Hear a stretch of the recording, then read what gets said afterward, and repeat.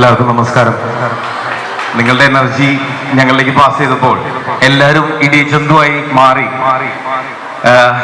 ഇത്രയും തിരക്ക് നിങ്ങളെല്ലാവരും ഒന്നിച്ചു കഴിഞ്ഞാൽ ഇന്ന് വൈകിട്ട് തന്നെ ഇടിയും ചന്തു കാണാനുള്ള സാഹചര്യം ഇവിടെ തിയേറ്ററിൽ ഒരുക്കിയിട്ടുണ്ട്. ഞങ്ങള് നിങ്ങളെല്ലാവരും പോയി കാണണം. കാണില്ല മക്കളെ. അപ്പോൾ ഇടിയും ചന്തുവില് ഞാൻ ചെറിയൊരു ക്യാരക്ടർ ചെയ്തിട്ടുണ്ട്.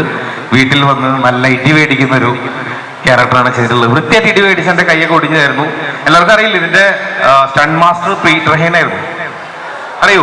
ഓ, അന്യൻ പുലിമുരുകനൊക്കെ ചെയ്ത പീറ്റർ ഹെയ്ൻ ആയിരുന്നു.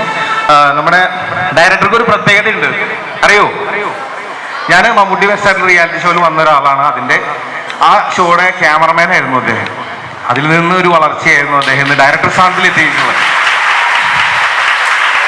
എന്നെ സെലക്ട് ചെയ്തതും അദ്ദേഹമായിരുന്നു. അദ്ദേഹത്തിന് നല്ല കാല.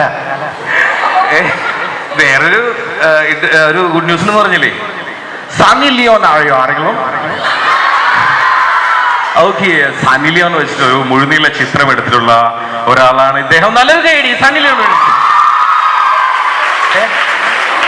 ത്രില്ലറാണ്. അപ്പോൾ നിങ്ങളിവിടെ കണ്ടതിൽ ഒരുപാട് സന്തോഷം. എൻ്റെ വീട് ചാലക്കുടിയിലാണ്.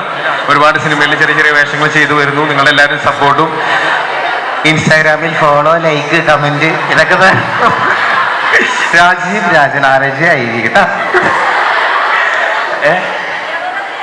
അതല്ലേ കല്യാണാലോചന അല്ലാന്ന് പറയും. ഞാൻ പെട്ടെന്ന് മാട്രിമോണി സെറ്റപ്പ് ഉണ്ട് പെട്ടെന്ന്. അപ്പോൾ ഒരുപാട് സന്തോഷം എല്ലാവരും കണ്ടതിൽ. ഇവിടെ അടിച്ചുപൊളി ഗാനങ്ങളൊക്കെ പാടി. അപ്പോൾ ഞാനൊരു ചെറിയ ഗാനം